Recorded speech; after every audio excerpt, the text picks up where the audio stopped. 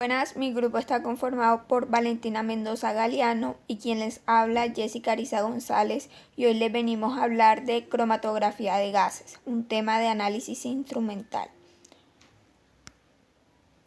¿Qué es la cromatografía de gases?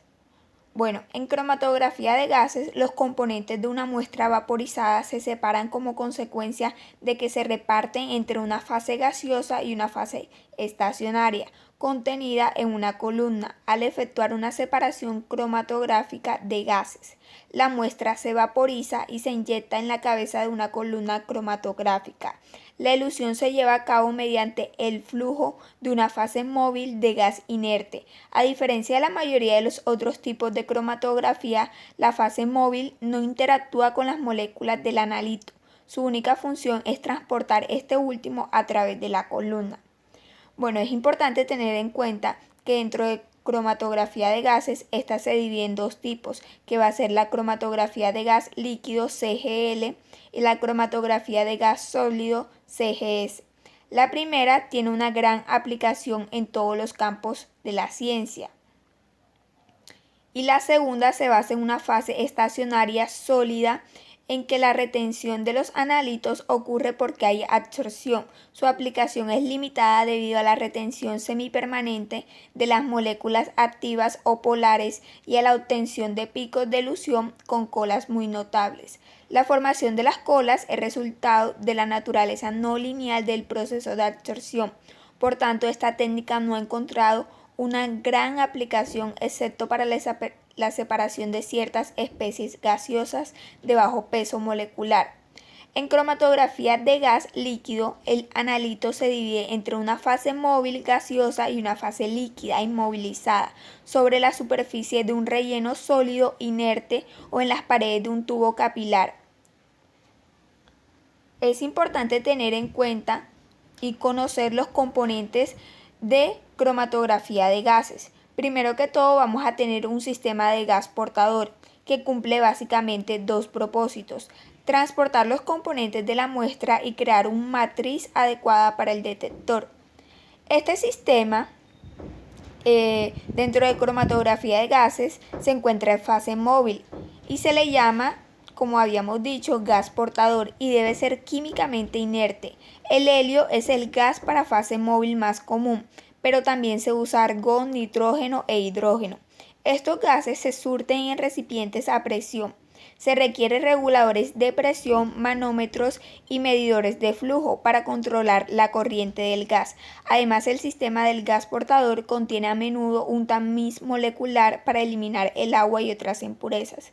Como lo había mencionado anteriormente, vamos a utilizar dentro de este un regulador de la presión que garantiza que la presión sea estable, al igual que un regulador de flujo. Para continuar, vamos a tener algo que es muy relevante, que es el sistema de inyección de la muestra. Con el fin de tener una alta eficiencia de la columna, se requiere que la muestra sea de un tamaño adecuado y que se introduzca como un tapón de vapor. La inyección lenta o muestras demasiado grandes causan dispersión de las bandas y una mala resolución. Dentro de este sistema vamos a encontrar lo que es la columna. Esta columna se puede dividir de dos tipos: columna de relleno o empaquetadas y columnas capilares.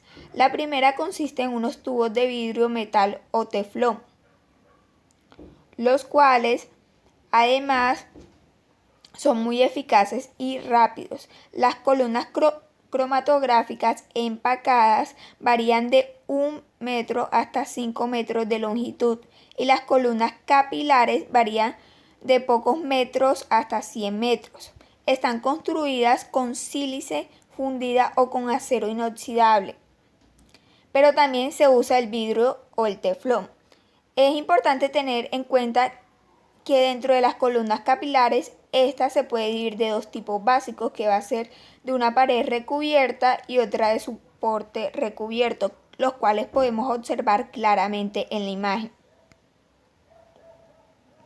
Bueno, dentro de este análisis de cromatografía de gases es importante tener en cuenta el comportamiento cromatográfico de estos compuestos. y vamos a tener tres variables importantes. La primera va a ser el volumen de retención, la segunda va a ser el tiempo de retención y la última la razón de reparto. En la primera, el volumen de fase móvil necesario para transportar la banda de un componente desde el punto de inyección a través de la columna hasta el detector, que es en el máximo pico del componente. El tiempo de retención se caracteriza básicamente porque es el tiempo necesario para que el componente, una vez inyectado, pase a través de la columna y alcance el detector. Y la razón de reparto se puede también definir como una medida del tiempo donde el componente está en la fase estacionaria en relación con el tiempo que está en la fase móvil. Hay que tener en cuenta que uno de los principios básicos dentro de cromatografía y en los cuales vamos a tener en cuenta esto va a ser el detector, en el cual vamos a encontrar que existe una serie de características para tener este detector ideal, pero que como tal en la vida real no se cumple. Bueno, dentro de estas características vamos a tener lo que es una sensibilidad adecuada, justo lo que constituye una adecuada sensibilidad para que se pueda evaluar de forma cuantitativa. 2. Una buena estabilidad y reproductibilidad. 3. La respuesta lineal para los solutos que se extienda a varios órdenes de magnitud. 4. Un intervalo de temperatura desde la temperatura ambiente hasta al menos 400 centígrados. 5. El tiempo de respuesta corto independiente de la tasa de flujo. 6. Alta confiabilidad y manejo sencillo. El detector debería estar a prueba de la impericia de operadores inexpertos si es posible.